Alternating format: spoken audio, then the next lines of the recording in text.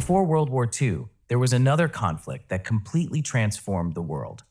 From 1914 to 1918, a crisis in Europe grew into a global war involving dozens of countries. Empires collapsed, borders were redrawn, and millions of lives were lost. But how did Europe reach the point of no return? By the early 20th century, European powers were competing for territory, influence, markets, and colonies. Rival alliances divided Europe into opposing blocs, while nationalism, militarism, and an arms race increased tensions. The assassination of Archduke Franz Ferdinand of Austria-Hungary in Sarajevo in June 1914 became the immediate trigger, setting off a chain reaction of declarations of war. The fighting began in Europe but quickly expanded. Germany faced France and Britain in the west, while fighting Russia in the east.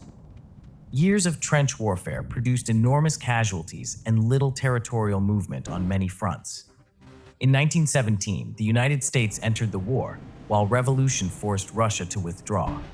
By 1918, the Central Powers were collapsing, and Germany signed the armistice on November 11th, bringing the fighting to an end. World War I left Europe devastated and brought the collapse of major empires, including the German, Austro-Hungarian, Ottoman, and Russian empires. New countries and borders emerged, while economic and political instability spread across Europe. The Treaty of Versailles reshaped the post-war order, but the unresolved tensions created by the settlement would contribute to another global conflict just 2 decades later. World War I was more than a 4-year conflict.